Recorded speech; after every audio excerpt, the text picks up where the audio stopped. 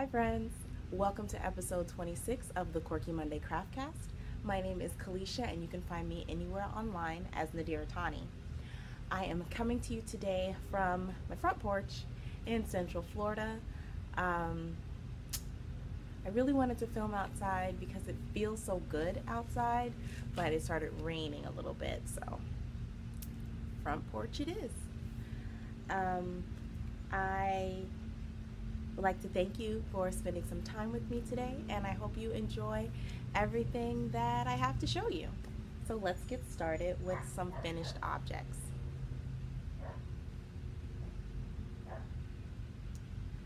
There'll be lots of barking throughout this episode because Toot thinks there's a stranger outside, but it's me. Puppy life.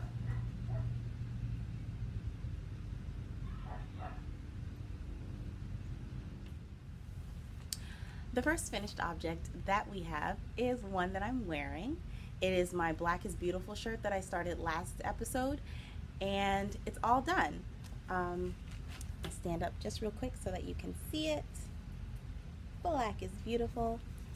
All of the triangles are hand painted, and then the letters are iron-on gold letters that I got from Joann's. So that took me a couple hours. The longest thing was taping out the triangles so that they were like more or less even, and then really ironing on the letters. The packaging said to like press them down for like, I think it said 15 to 20 seconds. That is not true. I ended up having to press them down for at least like 30 seconds, and then check it, and then more time, and then keep checking it because it wasn't adhering to the fabric. So I don't know if there was something wrong with like my fabric or whatever, not sure, but eventually I got them all to stick, and I really like the gold. Yeah, so you've got the red, black, and green, some gold, nice gray shirt. It's really long. I'm gonna put a video in of like how it looks on me, but I really like the length of this shirt. I didn't realize the shirt was so long when I got it. I thrifted it for like $1.50, something like that, but I didn't realize how long it was, and when I put it on I was like, ooh, this is nice. I need to buy shirts that are this long all the time. So first finished object, super comfortable. I love it. Yay me. My second finished object of this episode is dun, dun, dun, my birthday socks. So these are the February Lady Socks, patterned by Kate Atherley. I knit them from some hand-dyed Knit Pick Stroll Glimmer, which I thought was discontinued, but they have, I guess, brought it back on Knit Picks. So I was like, okay, so if I want some more sparkly yarn to dye myself, there I can get some for the low. So the toes and, we'll put that down. The toes and cuffs are Deborah Norville Serenity sock in the purple that I over-dyed a little bit so that it'd be closer to the purples in here. It's not an exact match, but it's fine. And then the heel is Deborah Norville Serenity sock in black.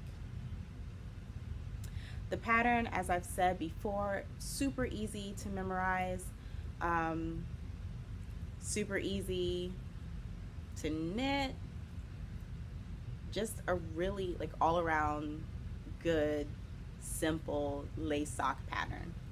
So there's a close-up of the lace. This is actually the second sock. I can tell because you can't even really see it on here, but there's a mistake in the lace on the first sock. But second sock is perfect. Yeah. Everything else is my regular sock recipe. So 64 stitches, German twisted cast on, 20 rows of 2x2 ribbing, short row wrap and turn heel down to 10 live stitches, and my favorite rounded toe. That's one that I've kind of like modified to fit my toes, because I have more than one. So yeah, there it is. There they are. They are my birthday socks, finished with plenty of time till my birthday, which is in a couple weeks. So yeah, that's everything for finished objects. And we'll just, oh, that's not everything for finished objects. I'm gonna have to make a segment in this Craftcast called Tales of Woe, because what is it, the last 4 episodes I've had like an epic tale of woe. So this is Jane, my dress form, and she is wearing the pinwheel sweater.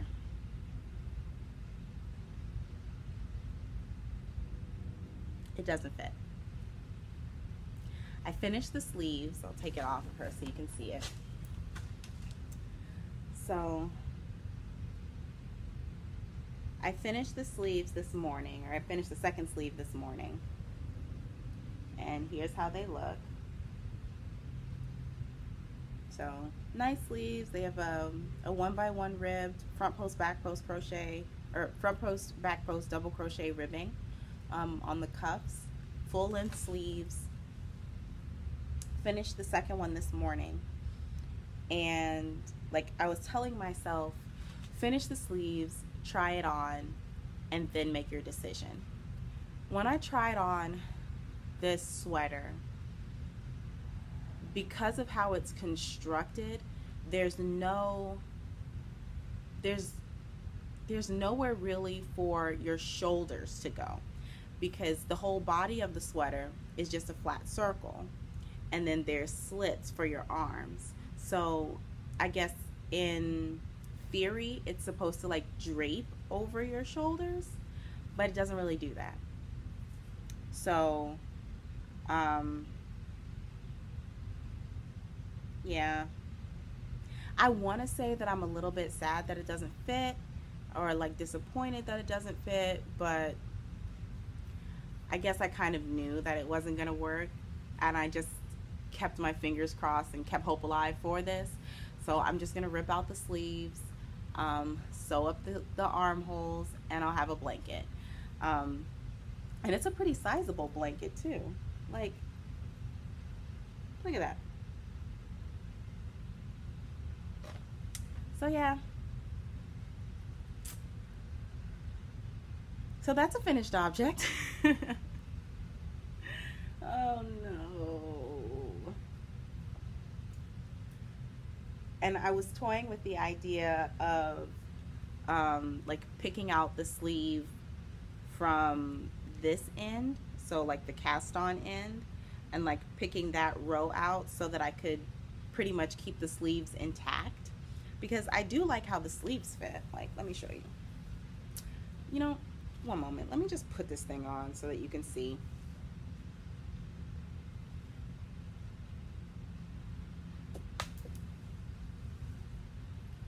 See, I like the sleeves, but this whole bit back here is just a little wonky.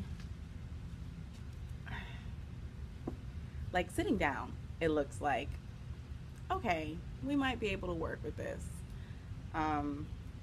But let me get up and show you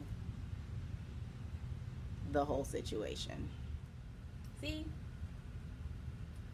It just, like, this side, because of how it's round, so everything's kind of skewed like that, right? So this sleeve has kind of a drop shoulder thing going on. This one could actually fit my shoulder kind of well. And it's just sad.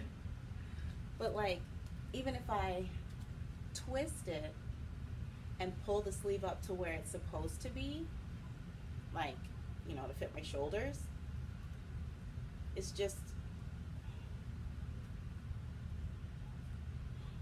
I don't know, guys.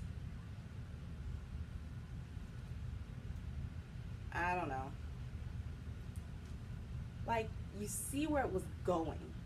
And I was even thinking about like ripping back to maybe this darker stripe and then doing like kind of short crochet rows to bring this in more flat, and then, you know, get rid of some of the bulk back here, because it looks so cool, right? Like, the theory is great, execution not so much. And I kept thinking, like, I could make it work. I could do anything. I'm a renegade.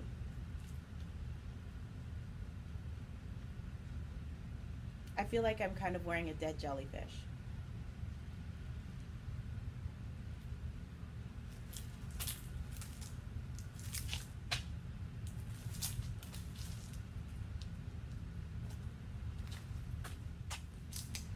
So yeah, that's that. Because I love how the colors worked up in that pinwheel shape, I am just going to like take the sleeves off and make it into a blanket. It's a nice lap band size. And then I might even, which I think I might do, I have a little bit left of the, what is this colorway? This is Spirit. Oh, this is Lime Brand Mandala. I have a little bit of the Spirit colorway. Is this Spirit? Yeah, I have a little bit of the Spirit colorway left over. So I'm going to reattach it to the end, finish out that ball, and I might even just like crochet this yarn into the edges just so it's all used up, because this isn't enough to do anything with. And even the remaining mandala yarn that I have left from these balls, this is the Genie colorway. The leftovers I have of this is not enough to do anything with, so I might as well just crochet it all into this, call it a blanket, call it a day, and be done with it. So that's that. I guess it's a mostly finished object. It's finished in that the pinwheel sweater pattern is done. I did the whole thing. It's done. Mostly finished in the sense that I'm going to be reworking it into a blanket. And that's that. Oh, one thing I didn't show you with my February lady socks was how much yarn I had left over when I finished. So the body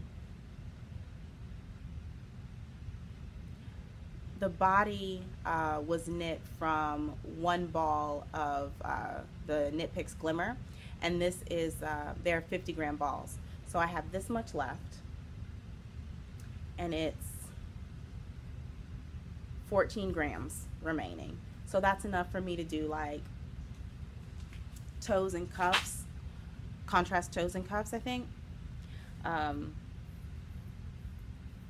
Yeah, that's enough for me to do contrast toes and cuffs on another pair of socks. So this is going into my leftovers and minis container. Wait. So that is now for real everything in the finished object section. The next section we have are my works in progress. And I have two, I believe. Yeah, I have two. They're both socks. One of them is not resurrected, but I have put it aside to finish my birthday socks. And I've just recently brought it back out. This is my Devil's Snare sock, and this is a pattern by Erica Luter. This is where I was last episode, and I have finished the leg. Originally I was going to do 8 repeats on the leg, but I don't enjoy doing this lace pattern, to be honest. But yeah, there it is. Last episode, I was asking if anybody had any tips on making your yarn overs match. Like the yarn over that comes, what is it? The yarn over that comes before an SSK, and then the yarn over that comes after a knit two together. In mine, the SSK yarn overs were larger than the knit two together ones, and it was bothering me. But as I was working through the pattern, I was just like, forget it. I don't care. It'll even out eventually, probably, most likely. We're just going to keep it pushing. So last night I finished the heel, and then I'm just going to knit down the foot. But this is how the yarn looks in stockinette. This is Happy Fuzzy yarn in the Cory sock base. So it's 75% superwash Corriedale, 25% nylon, and the colorway is Tree Frog. So if you've been watching for any length of time, you know why I picked up this particular colorway. So that's how it's working up into kind of like variegated stripes, which I like. I'm not going to continue the pattern onto the foot. I'm just going to do a plain stockinette foot. And yeah, this is what I've been doing to keep track of my repeats and everything. And I'll show you my entry for my February, my birthday socks as well. So this is for the devil snare socks. So I did the lace chart, and I put it here. It's a 10-row repeat, and then I have this little sticky note that says, oh, get it together, I'm on this row, and I just move it up as I'm working. And then everything's falling out of my notebook, y'all. And then when I finish a pattern repeat, I color in one of the little triangles here. So I finished all of my repeats on the leg for the first sock, and then the bottom triangle will be for my second sock. And yeah, there's the notes from my yarn, the tools, when I started it, when I finish them, I'll write it in. And then this is the one for my February lady socks. So I made notes on what kind of cuff I did. This was the repeats on the leg. These are the repeats for the foot. Some little details about the leg pattern, because I didn't want to have to keep pulling up the pattern like while I was working on memorizing it. So I just wrote it in my little notes here. So yeah, that's how I've been working like pattern socks.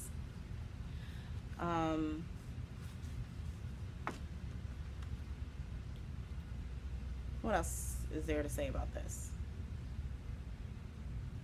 Nothing really. I'm be happy when they're finished.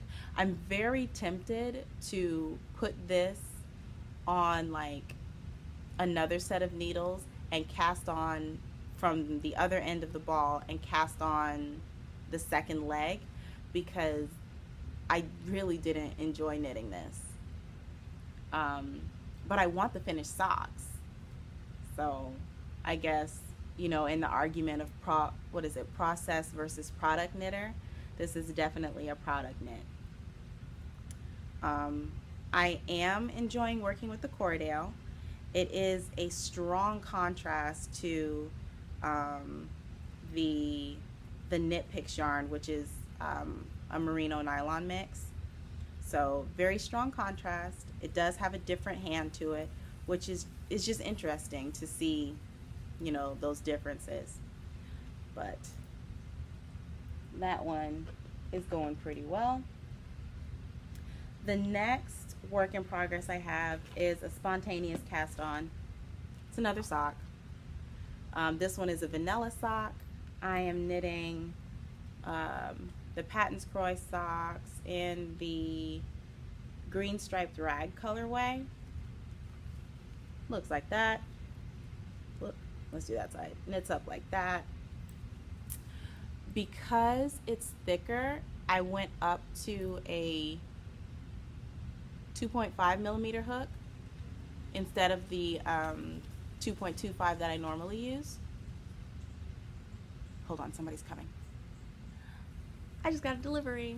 Not really a delivery. Well, it is a delivery. Our library does, like, you know, like when you put a book on hold at a library and then they tell you when it's ready and then you go and pick it up. When you put a book or CD or whatever on hold at our library, they deliver it to your home. I got a CD. I'm really excited about it.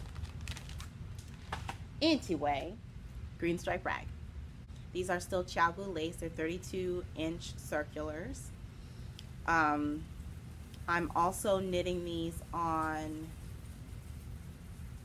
56 stitches. Yeah, 56 stitches, because that will give me the 8 stitches per inch gauge that fits me. So I have, originally I was going to do, I did a 2x2 rib like I normally do, but yeah, if you can see, the 2x2 rib ends right here, but I continued because I was gonna do a 3x1 rib for the body of the sock. I think I got like 3 rows in and was like, I don't feel like doing this, so I just changed to stockinette. And then to make it even more ridiculous, in the first, when I got to like the 4th row, when I was gonna do all the stockinette, I decided, okay, I want to make sure that these are, you know, nice socks. So I dropped down my purl row and changed all of those to knit stitches, knit across the next 3, drop down the purl row, fix those as knit stitches, and then I was like, I don't feel like doing that. So going forward, I didn't change any of those purl rows. It's fine. These are for me. So this is how it's working up so far. I have 40 rows into the leg. I think I'm going to do a 60 row leg. And then because these are knit on 56 stitches, if I just went straight into my short row heel, if I went straight into the short row heel, it would be too shallow. So what I was going to do was increase on the back of the leg to get it up to 32 stitches across the back, and then do my heel and then decrease those extra stitches out.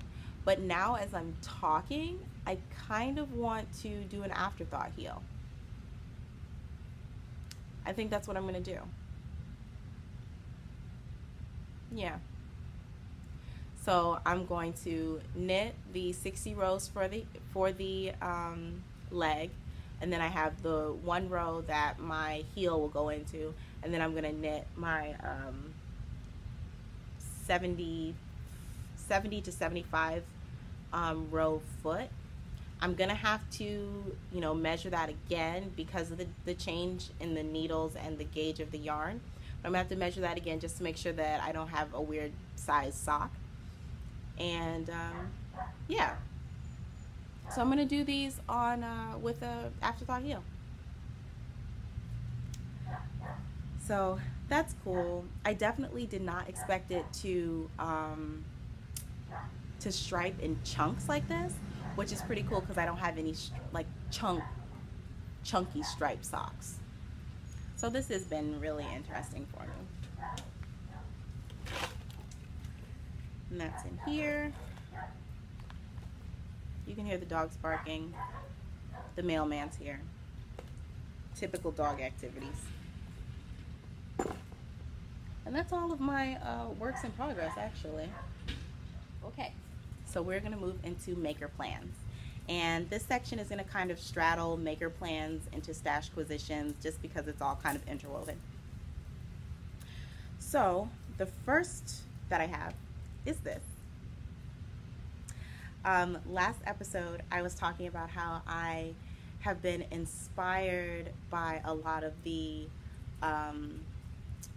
like Tootie's hitting things with her tail. I've been inspired by some of the constellation embroidery and like star embroidery that I've seen lately, and I wanted to jump in and try my hand at it. So I went to Joann's and I purchased a couple embroidery hoops. So I have two, these are 4-inch ones and a 3-inch. And I like groupings of 3, like they feel right to me.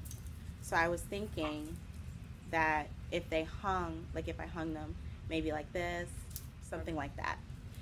So I've got those, and with them I'm thinking about painting them gold, either painting them gold or staining them like a darker wood, because right now they're just kind of like that blonde wood. Either painting like a solid gold like that, or like a dark, like a rich wood.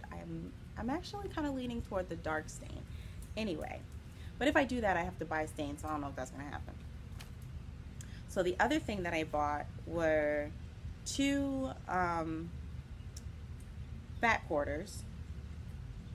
There's a solid navy blue, so just regular solid, and then I saw this one which I opened, and I think this is definitely going to be the one that I use, because it's got like the texture that you could really say like it's kind of galaxy-like.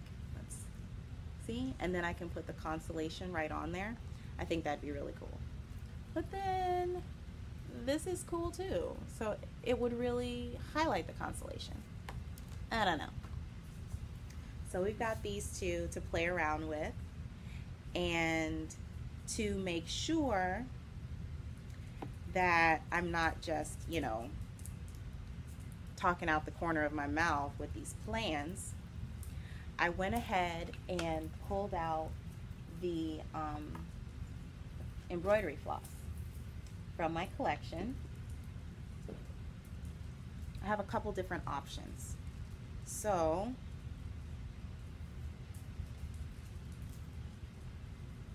I have, this one's kind of like a silvery pearl white almost, like ecru cream, same color as the house, I don't know, canary yellow, and kind of a gold. So I have these colors that I'm thinking about. These are just like the regular floss that I have. Oh yeah, look, that's perfect. And then I also have this one, which is just gone everywhere, and it's just like a silver thread.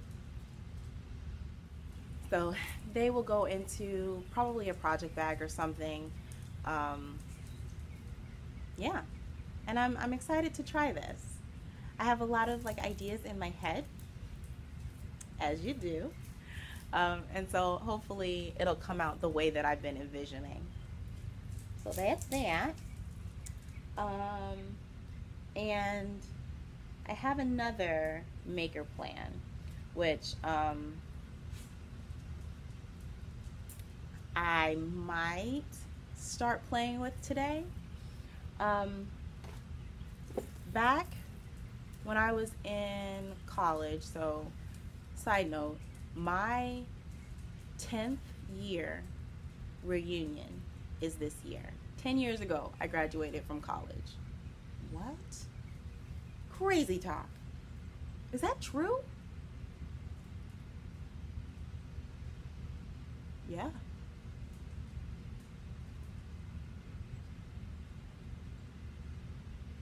All right, bring it back. So anyway, back when I was in college, I was really into refashioning. So like, go to the thrift store, you find like a shirt or some sort of garment, and you take that piece and you reimagine it into something else. Like, one of my favorite things that I ever redid was I found this red and white polka dot pajama gown, and I refashioned it into a pencil skirt. And you couldn't tell me nothing when I was wearing that skirt. I thought I was the flyest thing ever, like, you know. I mean, it was really cute. It looked good on me. And, you know, so I would get things that were like, if I liked the pattern or I liked the fabric, I would go ahead and pick it up. The thrift store that was in, you know, near where I lived when I was in school, they had 99-cent Mondays.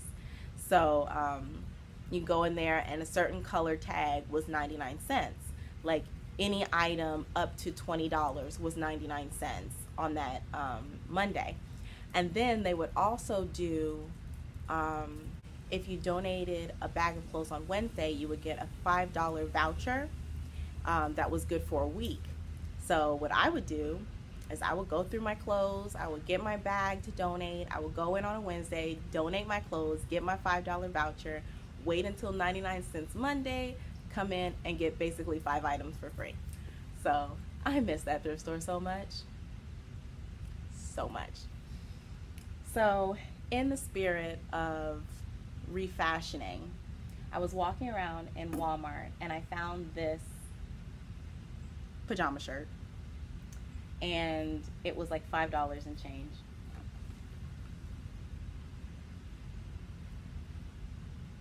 Isn't that the cutest thing ever? So yeah, I found this. I got a 2X to 3X size so that I would have like a lot of fabric. And what I'm going to do is basically, this is the tank top that I wore a couple episodes back, which I love how it fits.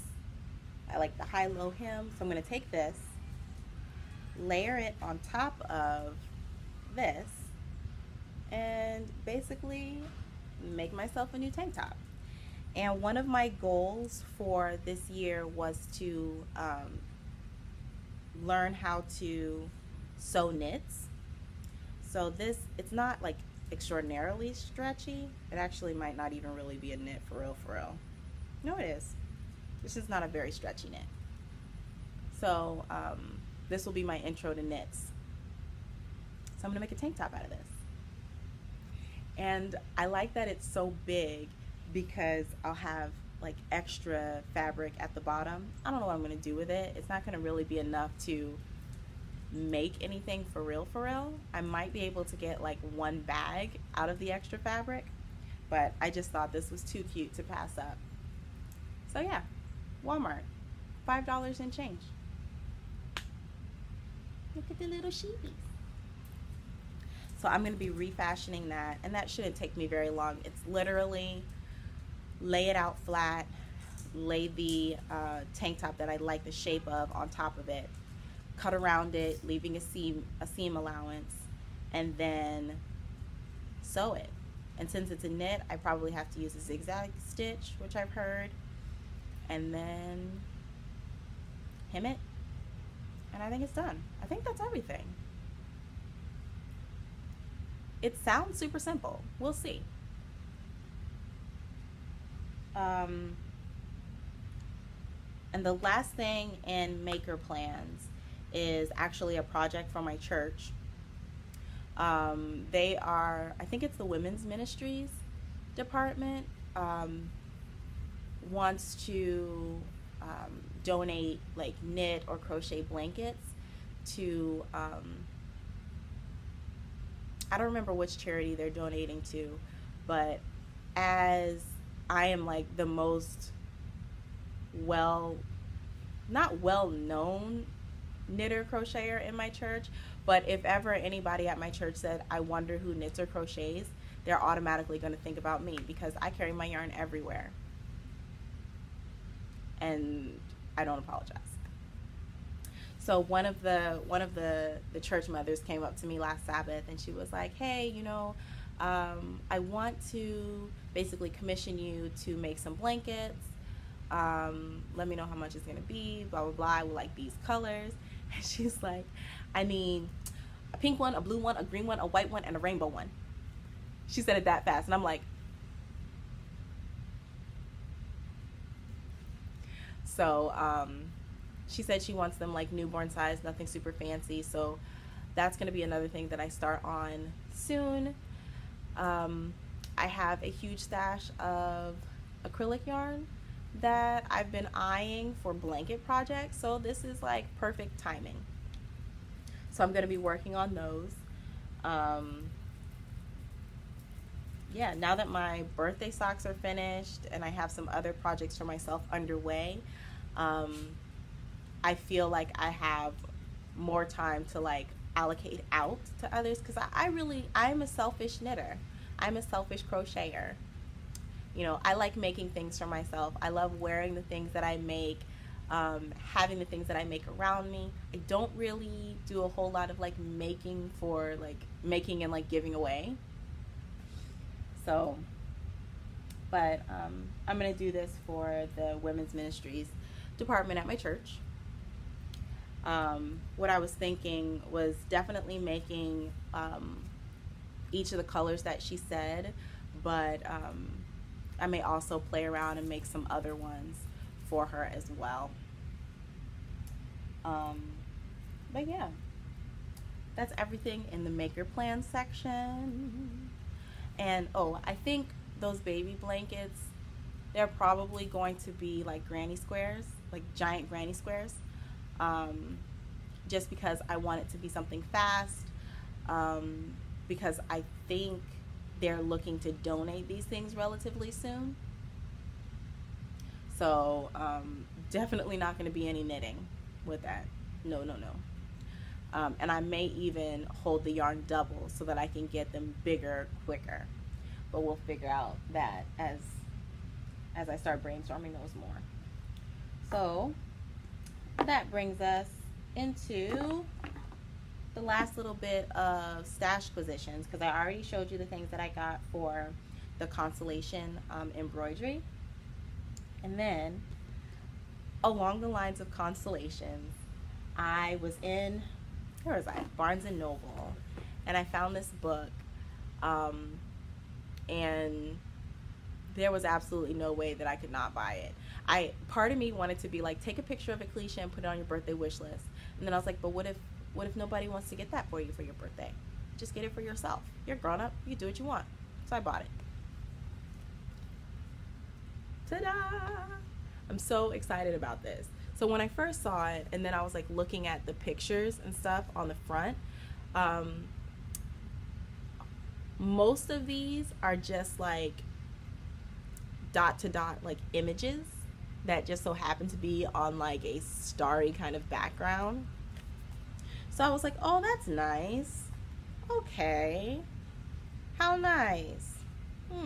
So then I opened it, and I'm looking at the how to use this book section, and it turns out that the way they have it set up, on the left side of the page, see, like you can see here, those are real constellations. That's actually one of my favorite. That's I pronounce it boots, but I've heard it called buutes. Don't know. But there's 2 real constellations, and then they how do they do it? They have one set of dot to dots that connects for the real constellation as you would see it in the sky, and then there's a second like overlaying dot to dot that depicts what the constellation is. So this one here is Cepheus the king. So the yellow lines is what you would see in the sky, but then they also did like the actual outline of the king sitting on his throne. And that's the left side, so I was geeked about that. But then the right side are just like other images that you can put together. So like they call them fantasy constellations. And yeah, so that's really cool. And then this is how it looks. So this side you would see 2 constellations. The pink ones would be how the constellation actually looks. The yellow one is how it actually looks. And then the white is the depiction of, like the artist's depiction of what the actual constellation is. No. The image of the constellation. And then, I don't even know what's going to be on this page. I'm so excited about it. So I purchased this, super excited about it.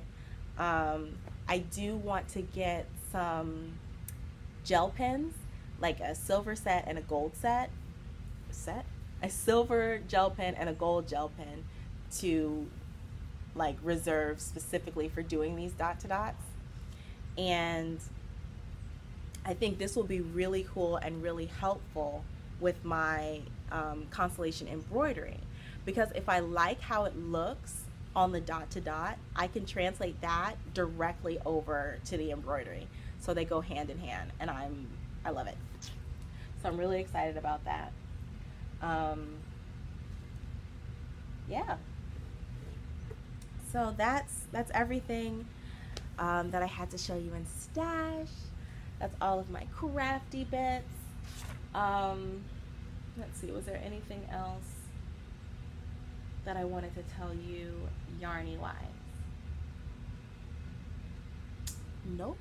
So with that, we will go into today's edition of Black Fibers, Black Threads, which is the segment of the podcast where we explore different ways that Blacks, African Americans, have, not even just African Americans, Black people as a whole, have influenced and been present in the fiber community, fiber world.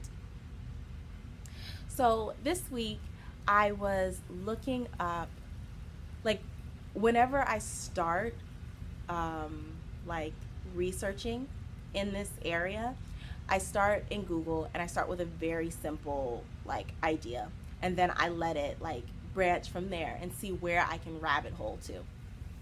So this week I put in knitting in Africa, and that was a quite interesting rabbit hole, because whenever, at least for me, whenever I think of like African craft, you think of a lot of the carving, a lot of weaving, you know, like textiles like that. You don't necessarily think of like knitted items or things that are made like that.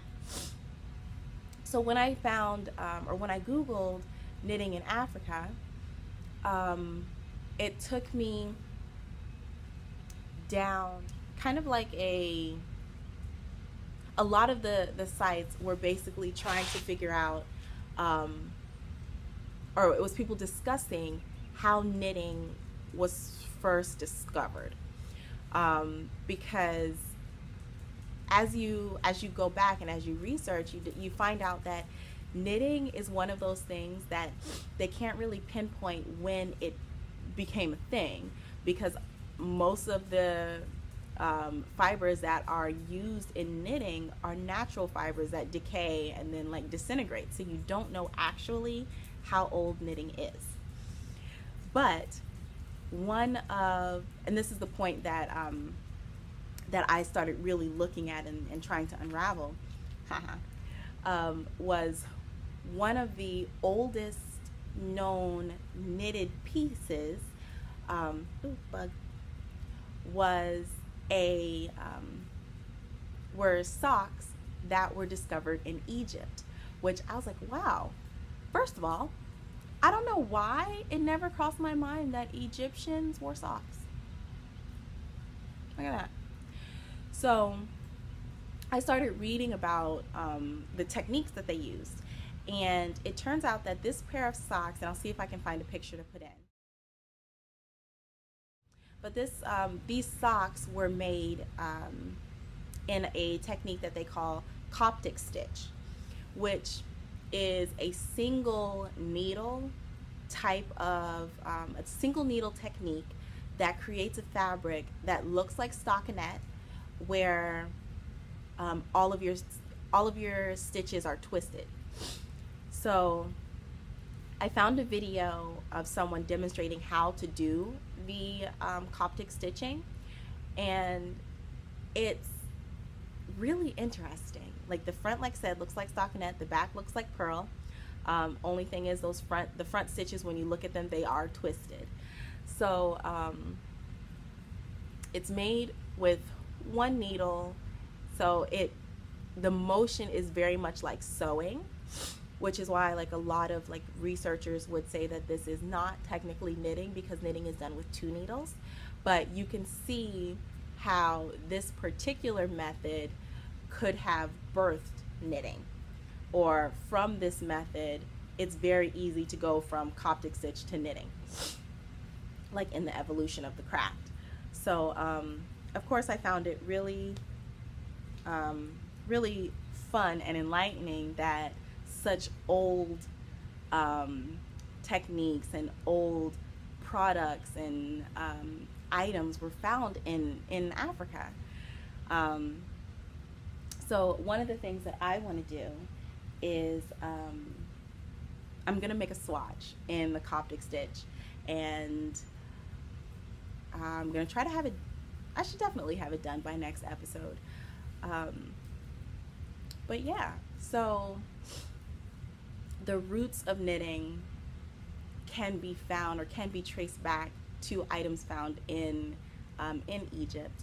Also, I think it's really cool that you can't really pinpoint when knitting started. I think that's really cool. It's kind of like knitting was like, yeah, I'm here.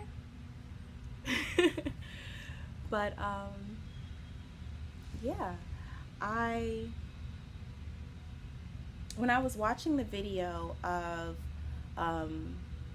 the lady doing the Coptic stitching, you can really see it actually, the foundation row or the cast on row, it looks like a crochet chain, the way that it's created, and then you start working loops back into that that chain, and you just work up from there. And with the Coptic stitch, you can either work, like, you know, when you're knitting, you knit one way. If you're knitting flat, you knit one way, you turn it around, you knit again, you turn it around. You know, you're going back and forth like that. Same thing with crochet. You crochet across, you turn. So you're always crocheting or knitting in the same direction. With Coptic stitch, you can go either way. So as you're putting in your stitches going across, you can then like go into your next row and then put in your stitches coming back the other way, or you can turn it, whichever way you're most comfortable. So I thought that was pretty cool. Just the method of the Coptic stitching was very interesting to see. I hope that was an interesting tidbit for you. Within this segment, I do want to explore older ways that blacks have influenced or been present in the fiber world, but I also am going to look at more recent ways, because I want to get more of a holistic view, you know, of the subject matter. And I'm excited to share those things that I'm learning with you. So, ooh, mosquito. That's my cue. So with that, that's everything. Thank you so much for spending some time with me today. I hope that you enjoyed this episode. If you are not a subscriber, click the subscribe button so that you can be notified when my next video comes out.